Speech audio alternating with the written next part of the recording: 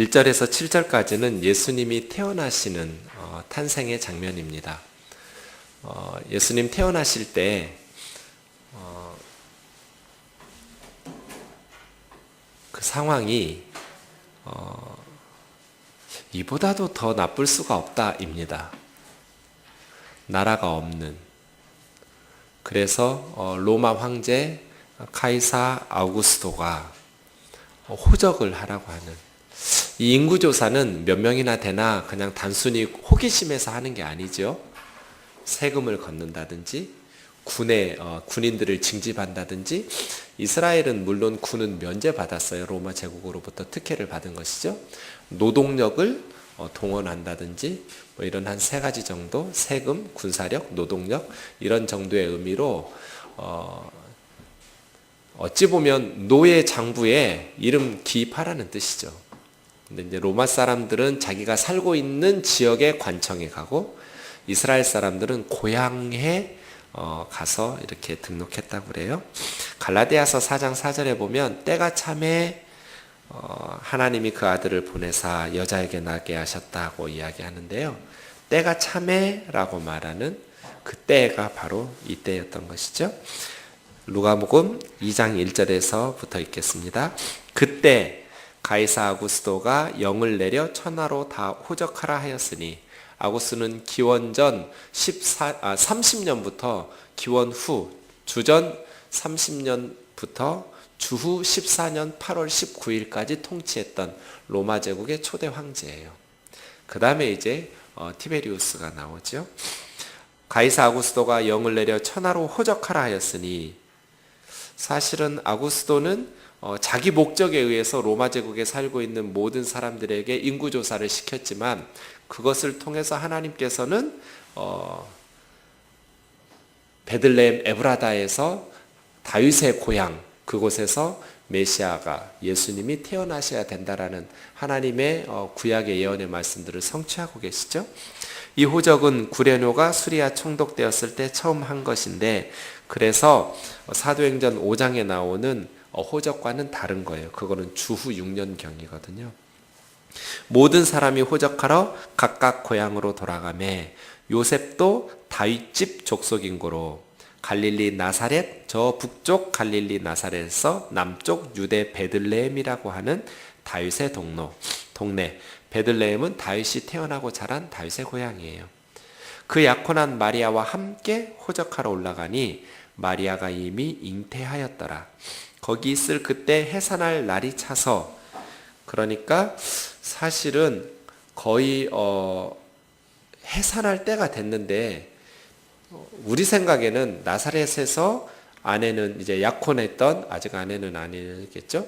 약혼했던 마리아는 몸을 풀게 하고 자기만 호적하러 베들레헴으로 올 것 같은데, 데리고 왔다라는 것은 그만큼 나사렛에서 아이를 낳을 수 있는, 예수님이 태어날 수 있는 상황이 호의적이지 않았다는 것을 우리가 알 수 있습니다. 좀 위험했었던 것 같기도 하고, 그만큼 가족이 환영하지 않았던 그 요셉의 부모님이나 친척들, 그 다음에 마리아의 부모님이나 가족들, 살아계셨는지 어쩌는지 우리가 알 수 없지만, 어쨌든 예수님이 태어날 수 있는 호의적인 상황이 아니었다라는 것을 알 수 있어요. 왜냐하면 어지간하면 이 마지막 달이 된 산모를 데리고 그 먼 여행을 한 일주일 정도는 걸렸을 것 같아요. 그렇게 지금처럼 자동차가 있어요. 길이 좋기를 해요. 험한 여행을 시키지는 않을 것 같거든요. 이제 곧 막달이 되어서 아이가 나올 때가 되었는데 말이죠. 아직 정식으로 결혼해서 임신한 상황이 아니기 때문에 어찌 보면 요셉이 혼자 호적하러 올 수 없는 상황이었다라는 것을 가르쳐 줍니다. 하나님의 나라는 이렇게 하나님의 나라를 위해서 수없이 많은 사람들의 희생과 헌신으로 이루어졌다라는 것을 우리가 이렇게 감동적으로 봅니다. 첫 아들을 낳아 강보라는 것은 아이를 둘둘 싸는 그런 긴 헝겊을 말해요. 강보에 싸서, 이 싸서의 주어가 원문에 보면 엄마예요. 마리아예요. 그러니까 예수님이 태어났을 때 이렇게 몸 풀 수 있도록 도와준 사람들이 없는 거예요. 해산한 엄마가 예수님을 강보로 직접 싼 것을 보면 그만큼 애를 받아줄 사람이 없었다라는 것을 볼 수 있습니다. 그런데 구유에 누였어요. 이보다 더 초라한 탄생이 또 있을까 싶어요. 나라는 뺏겼죠. 그리고 가족으로부터 세례 요한의 출생은 온 친족들이 모여서 축하했어요. 그토록 기다리던 부부에게 아이가 없다가 세례 요한이 임신돼서 온 친족들이 모여가지고 세례 요한의 탄생을 축하하고 환영하고 축복의 말들을 하는데 그에 비해서 예수님은 너무나 이렇게 초라하게 조용히 아이를 받아줄 사람도 없어서 엄마가 강보로 예수님을 싸야 되고 구유에 누였는데 여관에 있을 곳이 없음이러라.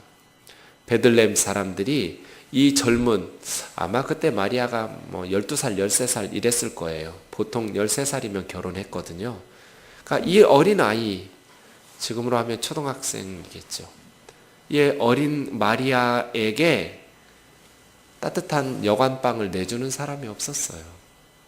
그래서 말들, 또 소들, 양들, 염소들 그런 짐승들이 거하는 아주 낡고 초라한 곳에 구유에 그거 보면 참 예수님은 태어나면서부터 밥이었구나 이런 생각이 들어요.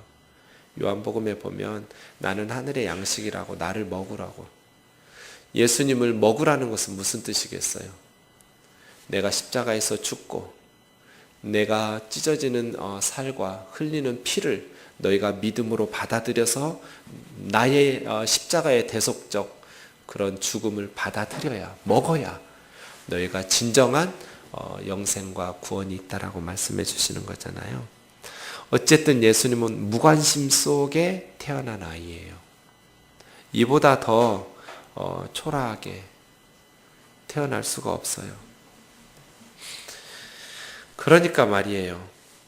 로마 황제는 로마 제국의 특별히 피정복지에 있었던 사람들을 자기 노예로 삼으려고 착취하려고 호적하라고 하고 나라를 빼앗긴 이스라엘에 예수님은 환영받지 못한 아이로 임신돼서 동정녀 마리아에게서 이제 긴 여행을 통해서 나온 것이죠. 그때 이제 8절을 보십시오. 목자들이 예수님에게 탄생 소식을 듣고 축하 사절단으로 옵니다. 참 하나님의 선택이 특이하죠. 네. 이왕 노래를 부르게 하려면 멋진 턱시도 차려입고 그렇게 성악을 이렇게 준비한 우리 현진 선생님 같이 정말 노래 잘하는 사람 이렇게 딱 보내가지고 예수님의 탄생을 성탄을 축하하는 그런 팀으로 보낼 수도 있으셨잖아요. 예수님 그런 성가대를 보내지 않으시고 네, 목동 찬양대를 보내셨어요. 8절부터 보시죠.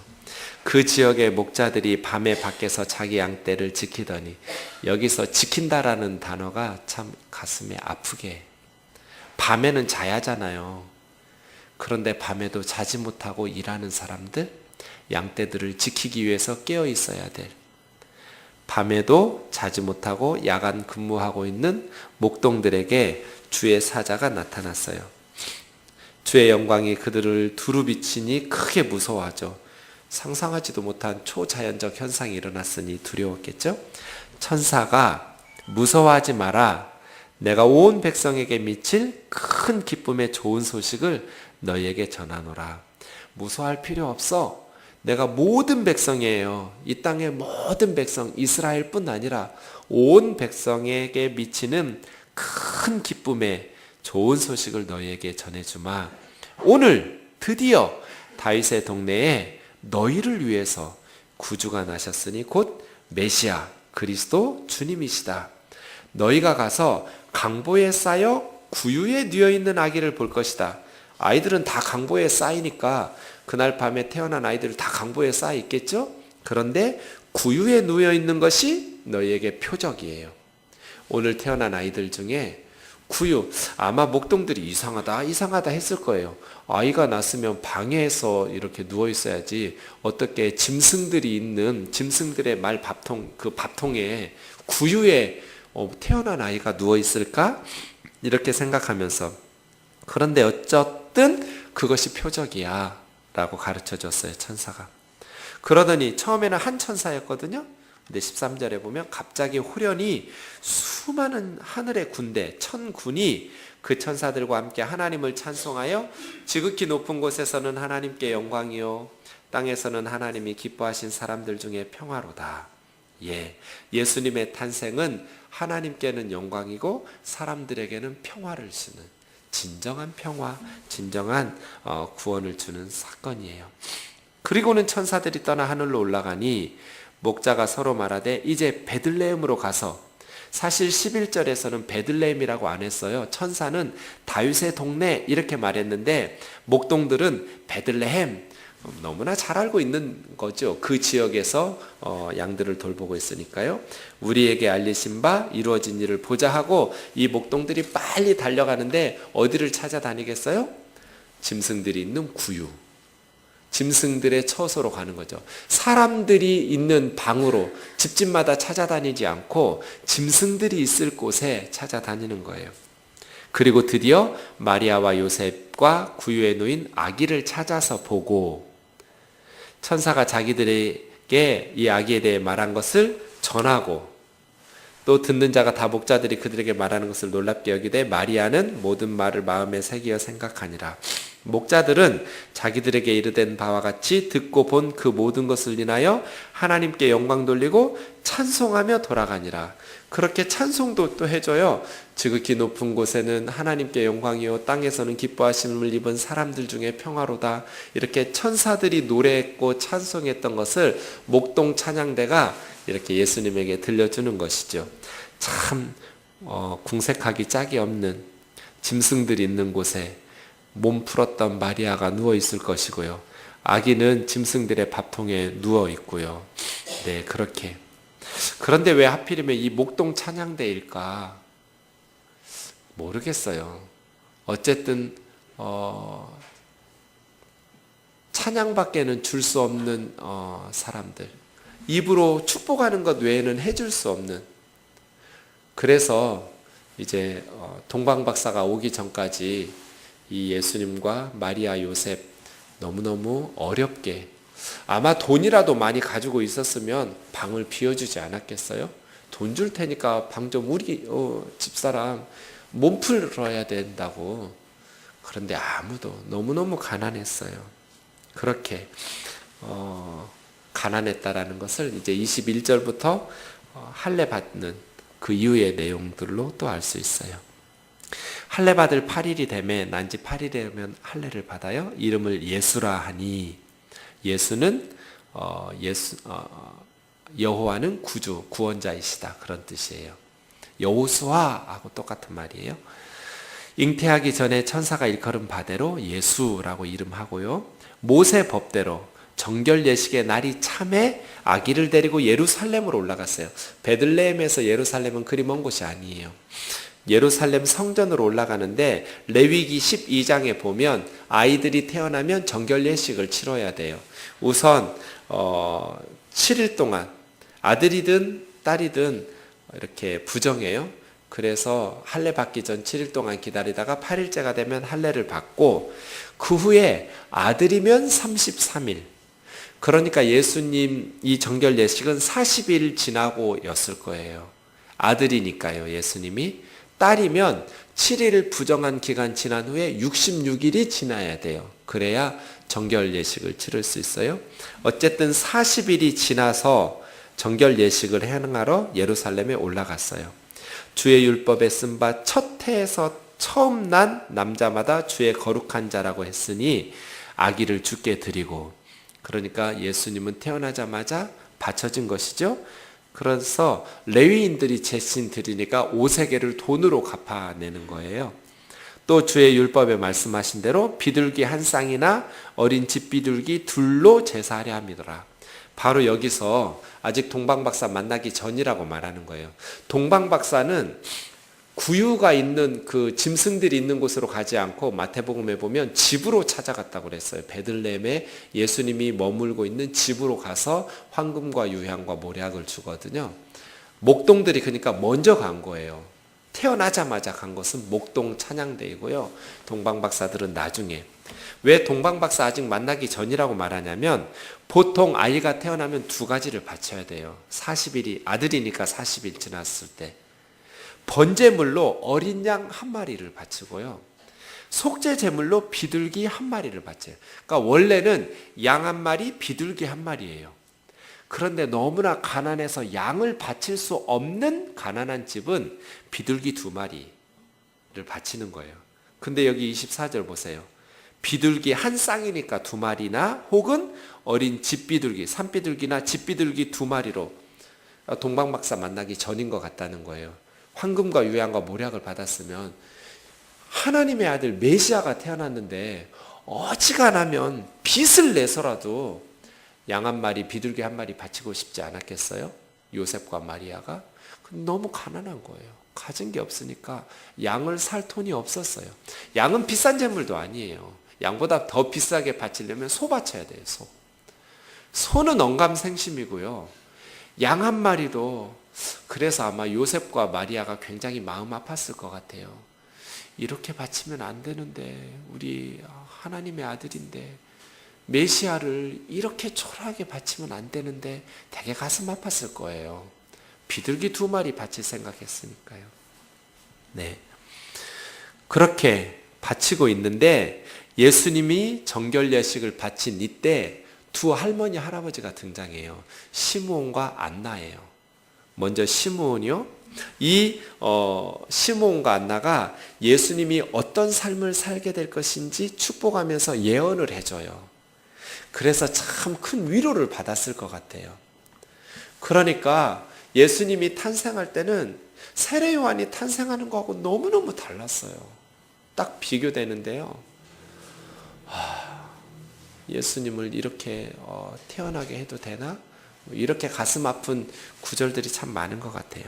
그런데 하나님께서는 아무렇지도 않게 목동 찬양대 보내시고 또 시므온과 안나라는 이스라엘에서 가장 영성이 축적된 할머니 할아버지, 대표 할아버지와 대표 할머니를 보내서 축복하게 하시는 거예요. 그래서예요. 노년에 빛나는 영성을 소유하는 우리 뜨인돌 할머니 할아버지들 되길 원해요. 네. 저의 진정한 사역은 은퇴한 후에 시작할 것이다. 전 그렇게 준비하고 있어요. 뭐 지금은 사역 안 하냐? 사역하죠. 그럼 지금은 게으르게 할 거냐? 아니죠. 최선을 다해서 하고 있어요. 그런데 최선을 다해도 저의 영성이 축적된 게 없으니까 별로 해줄 게 없어요. 해주고 싶은 마음은 있는데. 그런데 이제 할아버지가 되면 앞으로 20년이 더 지나면 그만큼 제가 게으르지 않으면 영성이 축적되지 않았겠어요? 이 시므온과 안나처럼? 그럼 그때 본격적인 사역은 시작될 거다. 그런 생각은 하죠. 모르겠지만 말이에요. 시므온과 안나, 이스라엘에서 가장 영안이 밝은 사람들이에요. 이스라엘에서 가장 하나님과 교통하고 있는 할아버지 할머니예요. 그래서 저와 여러분도 우리의 겉사람은 늙어가지만 후패하지만 우리의 속사람, 우리의 영혼은 더 새로워지고 젊어지고 더 충만해져서 시므온과 안나처럼 육신의 눈은 어두워가지만 영적인 눈은 밝은 할머니 할아버지 되자는 거예요. 시므온이 뭐라고 그래요? 25절이요. 예루살렘에 시므온이라 하는 사람이 있으니 이 사람은 의롭고 경건하여 이스라엘의 위로를 기다리는 자라. 메시아를 통한 이스라엘의 구원, 이스라엘의 위로를 기다리는 분이셨는데 성령이 그 위에 계셨어요. 그가 주의 그리스도를 보기 전에는 죽지 아니하리라는 성령의 지시하심을 받았더니 성령의 감동으로 성전에 들어가 마침 부모가 율법 관례대로 행하고자 하여 율법 관례는 오색을 바치고 비둘기 새끼 2마리로 이제 정결 예식을 치르러 온 거예요. 오는데 굉장히 가슴 아팠을 거예요. 이 젊은 부부가 이 10대 초반에 이 요셉은 한 15에서 17, 20살 미만이었을 거예요. 보통 17살에 그 남자들이 결혼했어요. 그 시절에는. 그러니까 이 10대 이 젊은 어린 부부가 아이를 바치러 오면서 우리 예수님한테 이러면 안 되는데 너무 우리가 가난하니까 좀 그렇다 그지? 뭐 해가면서 가슴 아프게 왔을 때 시몬 할아버지가 딱 보고 아이를 안은 거예요. 예수님을 품에 안으면서 하나님을 찬송하여 이르되, 찬송을 2번 해요. 하나님에게 한 번, 엄마인 마리아에게 한 번. 주제여, 이제는 말씀하신 대로 총을 평안히 놓아 주시는도다. 내 눈이 주의 구원을 보았사오니 이는 만민 앞에 예비하신 것이요 이방을 비추는 빛이요 주의 백성 이스라엘의 영광이니이다. 이런 찬송이 어디 있어요? 주제이신 하나님, 이제는 저에게 말씀하신 대로 메시아를 보기 전에는 안 죽는다고 그랬잖아요. 근데 이제 봤으니까 천국 갈 거잖아요. 종을 놓아주시는도다. 내 눈이 주님의 구원을 보았사오니. 무엇을 보았어요? 아기 예수를 본 것이 아니라 주님의 구원을 아기 예수님에게서 보았어요. 만민 앞에 하나님의 구원은 만민을 위한 구원이었어요. 이스라엘의 소수를 위한 것이 아니라 모든 만민을 위해서 이방을 비추는 빛, 이스라엘의 영광입니다. 그 부모가 그에 대한 말들을 놀랍게 여기더라. 시몬이 그 부모를 축복하고 그 어머니 마리아에게 말하여 이르되, 보라, 이는 이스라엘 중 많은 사람을 패하거나 흥하게 하며 비방을 받는 표적이 되기 위하여 세움을 받았고 또 칼이 네 마음을 찌르듯 하리니 이는 여러 사람의 마음의 생각을 드러내려 함이니라 하더라. 그렇게 예수님의 구원을 통해서인데, 예수님의 구원 앞에서는 중립적인 자세를 취할 수가 없다. 패하거나 흥하거나 둘 중 하나예요. 예수님에 대한 태도가 중요해요. 예수님에 대한 태도에 의해서 이 아이 때문에 사람들은 패하기도 하고 흥하기도 할 것이다. 이 아기 예수님에 대한 하나님의 구원을 받아들이면 흥할 것이고, 아기 예수님을 통한 하나님의 구원을 거부하면 망하고 넘어지고 패할 것이에요. 그런데 예수님은 비방을 받을 거예요. 사람들이 예수님을 비방하면서 표적을 대기 위하여 세움을 받았고, 또 이 칼은 단도 짧은 칼이 아니에요. 긴 칼이에요. 단어가 달라요. 긴 칼이 너를 네 마음을 찌르듯이 아프게 할 것이다. 어미로서 예수님이 당하는 비방과 십자가의 그 고난 때문에 엄마 마리아의 마음이 칼로 찌르듯이 아플 것이다. 이렇게 해서 많은 사람들의 마음의 생각들을 드러내게 될 것이다.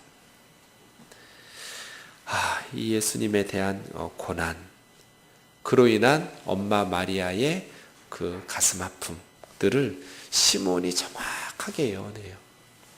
36절 2번째 이제 할머니가 등장해요. 북이스라엘 10지파 중에 아셀 지파가 바누엘의 딸 안나라는 선지자가 있어 나이가 매우 많았는데 결혼한 후 7년 동안 남편과 함께 살다가 과부가 되어서 84세가 되었어요. 그러니 오랜 시간 혼자 산 거예요. 참 기구한 여인이에요. 그런데 이 과부가 성전을 떠나지를 않았어요. 왜요? 뭐 할 일이 없으니까요. 남편도 없고 밥 차려줄 사람도 없고 과부예요. 그러니 밤낮 성전에서 기도하는 거예요. 주야로 낮에도 기도하고 밤에도 기도하고 금식을 밥 먹듯 하면서 아마 뭐 챙겨주는 사람도 없고 그랬나 봐요. 늘 금식하면서 기도함으로 섬겼어요. 최고의 섬김이에요. 최고의 섬김, 기도로 섬기는 거예요. 띠인들교회 매주 1억 원씩 헌금하는 사람 보내주랴, 날마다 기도해주는 사람 보내주랴, 0.1초도 망설이지 않을 거예요. 날마다 기도하는 할머니 보내달라고 할 것 같아요. 최고의 섬김이에요. 네. 금식하며 기도함으로 주야로, 이런 분들이 나라를 살리는 거예요. 성전에서. 너무너무 가슴 아팠어요. 7년 살다가 끝나버렸어요. 뭐 남편이 없는 건 둘째치고요. 그 당시 예수님 시대의 과부면 여자는 직장이 없었어요. 취직할 수가 없어요. 그러니 너무너무 가난하고 고생하면서 살아야 돼요. 과부들은. 그때 이 과부는 금식을 밥 먹듯 하면서 주야로 하나님 앞에, 하나님 원망하고 멀리하고 안 하고 성전에서 가까이 하면서 주야로 기도했어요. 마침 이때 나와 하나님께 감사하고 예루살렘의 성량을 바라는 모든 사람에게 그에 대하여 말하니라. 메시아에 대해서 말하는데 주의 율법을 따라 모든 일을 이 안나 할머니가 그렇게 그 아기에 대해서 메시아가 오셨다고 시므온이 말한 그때 메시아를 보내주심을 감사하고 예루살렘의 속량을 바라는 모든 사람들에게 이분이 메시아라고 이스라엘의 해방, 속량을 가져오실 분이라고 말한 거예요. 이렇게 안나와 시므온의 찬송이 있은 후에 율법을 따라 모든 일을 마치고 갈릴리로 돌아가 본 동네 나사렛에 이르니라. 아이가 자라며 강하여지고 지혜가 충만하며 하나님의 은혜가 그 위에 있더라. 육체적으로 강하여지고 정신적으로 충만해지고 영적으로 하나님의 은혜가 머물렀어요. 그리고 예수님의 어린 시절의 내용이 공간복음에는 없는데, 사복음서에 없는데 누가복음에만 12살 때 얘기가 나와요. 왜냐하면 예수님 다른 복음서 기자들도 다 알 수 있었겠지만 예수님의 공생애에 포커스를 맞추기 위해서 기록하지 않았는데, 누가가 볼 때는 이 12살 때 사건이 중요하다고 여겨서 기록에 넣은 거죠. 그 부모가 해마다 유월절이 되면 예루살렘에 올라가는데 예수님이 12살 때 절기의 관례를 따라 유월절에 올라갔다가 그날을 마치고 이제 돌아가는데 집으로, 대개는 여자와 어린아이들이 앞에 가고 남자 어른들이 뒤에 가거든요. 마을별로 가족별로 막 집단으로 많이 가니까 앞에 가고 있거니 한 거예요. 아이들끼리 어울려서 12살이니까 갓난아이도 아니고 부모가 돌봐야 될 나이는 벗어났으니 이제 가고 있거니 하고 하루를 지났는데 밤에 이제 자려고 보니 예수님이 없는 거예요. 동행 중에 있는 줄 생각하고 하룻길을 간 후 친족과 아는 자 중에 찾되 만나지 못하매 찾으면서 예루살렘에 돌아갔더니 사흘 후에 성전에서 만난즉 그가 선생들 중에 앉으사 그들에게 듣기도 하시며 묻기도 하시니 듣는 자가 다 그 지혜와 대답을 놀랍게 여기더라. 물 만난 물고기처럼 예수님이 열심히 성경을 묻고 대답하고 질문하고 대답하고 이런 거예요. 그 부모가 보고 놀라며 그 어머니는 이르되 아이야 어찌하여 우리에게 이렇게 하였느냐, 보라 내 아버지와 내가 근심하여 너를 찾았노라. 약간 책망성이 들어있죠.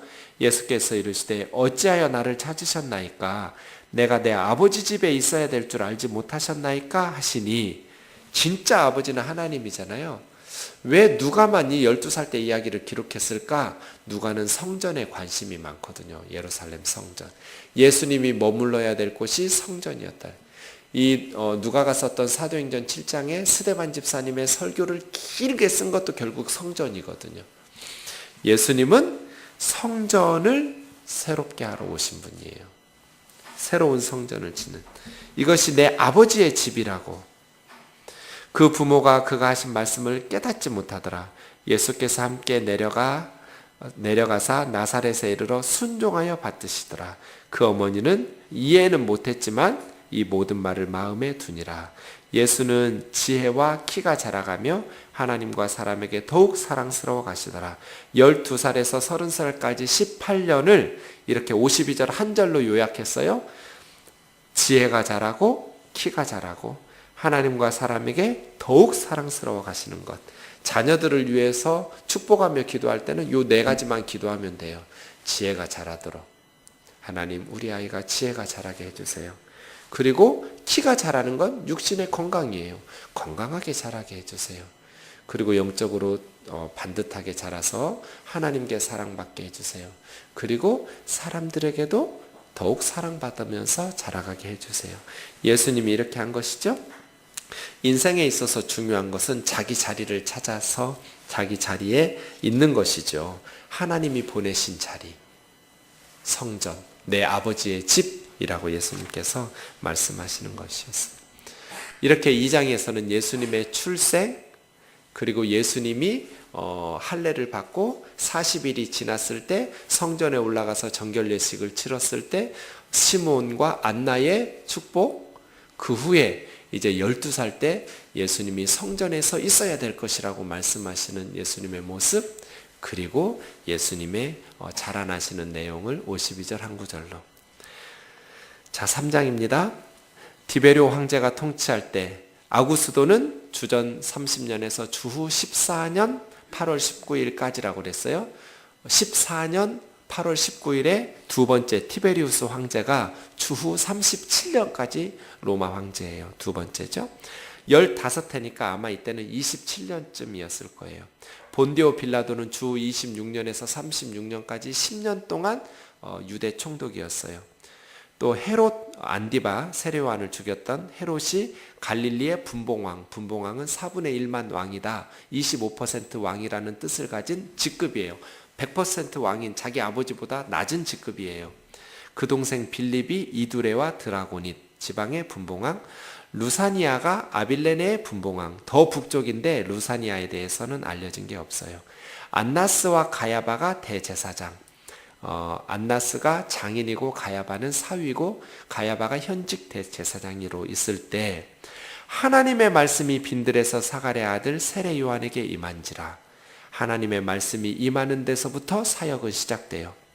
요한이 요단강 부근 각처에서 죄사함을 받게 하는 회개 세례를 전파하니, 원래 세례는 이방인들이 유대인으로 돌아올 때 할례와 세례를 베풀어요. 너희는 더러우니까 씻으라. 그런데 세례 요한은 유대인들에게 세례를 베풀어요. 굉장히 특이한 거죠. 이방인들이 개종할 때 할례와 세례를 베푸는데 너희는 더러우니까. 그런데 세례 요한은 유대인들에게 세례를 베풀면서 죄사함을 받게 하는 회개 세례를 전파하니, 선지자 이사야 책에 쓴 바 광야에서 외치는 자의 소리가 있어 이르되 너희는 주의 길을 준비하라. 그의 오실 길을 곧게 하라. 모든 골짜기가 메워지고 모든 산과 작은 산이 낮아지고 굽은 것이 낮아지고 험한 길이 평탄하여질 것이요 모든 육체가 하나님의 구원하시름을 보리라 함과 같으니라. 요한이 세례받으러 나오는 무리에게 이르되 독사의 자식들아, 누가 너희에게 일러 장차올 진노를 피하라 하더냐.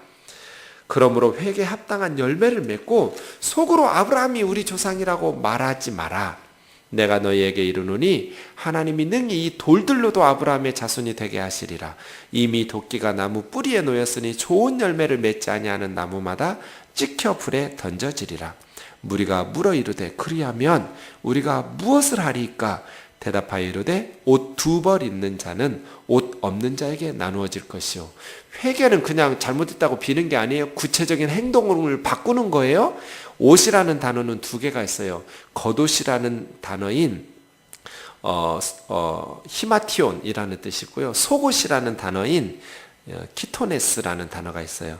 여기는 겉옷이겠어요? 속옷이겠어요? 속옷이에요. 속옷이 2벌. 대개 이스라엘 사람들은 겉옷 1벌 가지고 살아요. 근데 속에다가 옷을 받쳐 입어야 꺼끌꺼끌하지 않을 텐데 가난한 집은 속옷을 못 입는 거예요. 근데 부유한 사람은 속옷이 2벌 3벌 있겠죠. 여분에. 옷은 지금처럼 흔하던 시절이 아니에요. 그러니까 너희가 회개한다라는 것은 속옷 2벌 있으면 속옷이 없어서 겉옷 하나만 걸치느라고 꺼끌꺼끌하게 또 이게 드러날까봐 이렇게 조마조마하는 그러한 가난한 사람들에게 1벌 벗어줘라. 그런 뜻이에요. 먹을 것 있는 자도 먹을 것 없어서 굶주리는 사람에게 나눠줘라. 세리들도 세례를 받고자 하여 와서 선생이여 우리는 무엇을 하리까 하며 이르되 부가된 것 외에는 거두지 마라. 세리하지 마라가 아니에요. 직업 바꾸라가 아니라 정직한 세리가 되라. 부가된 것만 거두어 드려라. 군병들도 물어 이르되 우리는 무엇을 하리까 하며 사람에게서 강탈하지 말고 폭력이나 위협하지 말고 거짓으로 고발하지 말고 받는 급료를 족한 줄로 알라 하니라. 백성들이 바라고 기다림으로 모든 사람이 세례 요한을 혹 그리스도가 아닌가 하고 심중에 생각하니 요한이 모든 사람에게 대답하여 이르되 나는 물론 너희에게 세례를 베풀거니와 나보다 능력 많으신 이가 오시나니 나는 그분의 신발끈 풀어들기라도 신발끈을 풀어줄 자격도 없다. 감당하지 못하겠노라. 그분은 성령과 불로 너희에게 세례를 베푸실 것이요 손에 키를 들고 곡식을 이렇게 타작하는 키를 들고 이렇게 공중으로 날리면 그 키질하는 거죠. 그럼 쭉저기는 날아가 버리고 알곡은 안으로 들어오는 그러한 곡식의 키를 들고 타작마당을 정하게 하여 알곡은 모아 곡간에 들이고 쭉저기는 꺼지지 않는 불에 태우시리라. 나를 주목하지 마라. 너희가 심중에 내가 세례 요한이 나세례 요한이 메시아인가 그리스도인가 그렇게 생각하지만 나는 아니다. 나보다 능력 많으신 분이 내 뒤에 오실 거다. 그분이 진짜다. 또 그 밖에 여러 가지 말로 권하여 백성에게 좋은 소식을 전하였으나 우습죠. 좋은 소식. 어떤 게 좋은 소식이에요? 세례 요한은 독사의 자식들아 욕했는데 좋은 소식이에요? 네, 이게 좋은 설교예요. 회개하라고, 독사의 자식들이라고 욕하면서 회개하도록, 그리고 회개만 선포한 것이 아니라 메시아를 기다리라고 좋은 소식 전함에, 분봉왕 헤롯은 그의 동생의 아내 헤로디아 일과 또 자기가 행한 모든 악한 일로 말미암아 요한에게 책망을 받고 그 위에 한 가지 악을 더해서 요한을 옥에 가두니라. 분봉왕 헤롯은, 백성들은 회개하고 세례를 받는데 이 헤롯은 회개를 거부하고 있어요. 자기를 책망했다고 감옥에 가둬버리는 것이죠. 백성이 다 세례를 받을 새 예수도 세례를 받으시고 기도하실 때 하늘이 열리며 성령이 비둘기 같은 형체로 그 위에 강림하시더니 하늘로부터 소리가 나기를 너는 내 사랑하는 아들이라 내가 너를 기뻐하노라 하시니라. 여기서는 누가 진짜 왕이냐? 18절에서 20절 헤롯왕 분봉왕 헤롯 안디바냐?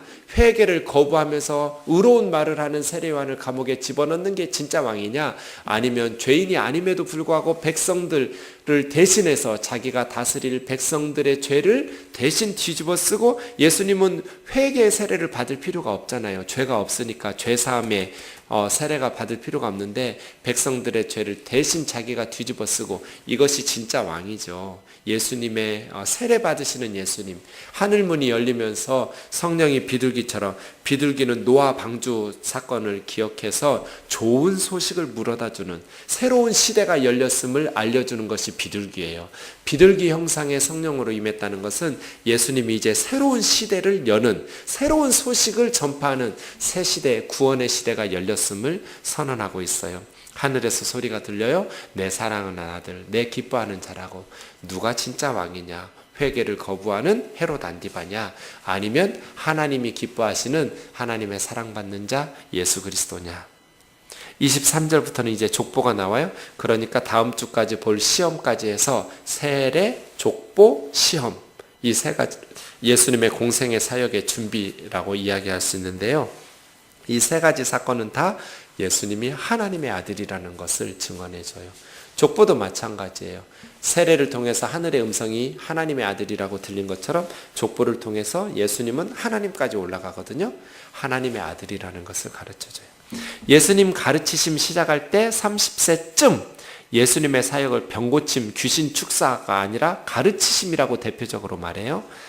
사람들이 아는 대로 요셉의 아들이니 요셉의 위는 헬리오, 그 위는 맏닷이요, 그 위는 레위요, 그 위는 멜기요, 그 위는 얀나요, 그 위는 요셉이요, 그 위는 맏다디아요, 그 위는 아모스요, 그 위는 나훔이요, 그 위는 에슬리요, 그 위는 낫게요, 그 위는 마아시요, 그 위는 맏다디아요, 그 위는 서머인이요, 그 위는 요색이요, 그 위는 요다요, 그 위는 요하나니요, 그 위는 레사요, 그 위는 스룹바벨이요, 그 위는 스알디엘이요, 그 위는 네리요, 그 위는 멜기요, 그 위는 앗디요, 그 위는 고삼이요, 그 위는 엘마담이요, 그 위는 에르요, 그 위는 예수요, 그 위는 엘리에서요, 그 위는 요림이요, 그 위는 맏다시요, 그 위는 레위요, 그 위는 시므온이요, 그 위는 유다요, 그 위는 요셉이요, 그 위는 요남이요, 그 위는 엘리야김이요, 그 위는 멜기야요, 그 위는 멘나요, 그 위는 맏다디요, 그 위는 나단이요, 그 위는 다윗이요, 그 위는 이세요, 그 위는 오벳이요, 그 위는 보아스요, 그 위는 살몬이요, 그 위는 나손이요, 그 위는 아미나답이요, 그 위는 아니요, 그 위는 헤스론이요, 그 위는 베레스요, 그 위는 유다요, 그 위는 야곱이요, 그 위는 이삭이요, 그 위는 아브라함이요, 그 위는 데라요, 그 위는 나홀이요, 그 위는 스루기요, 그 위는 루요, 그 위는 벨렉이요, 그 위는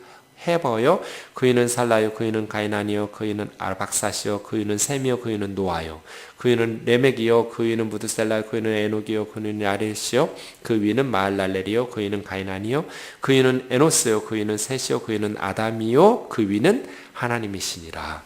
그렇게 해서 이 족보가 이게 지금 무슨 상황이죠? 네.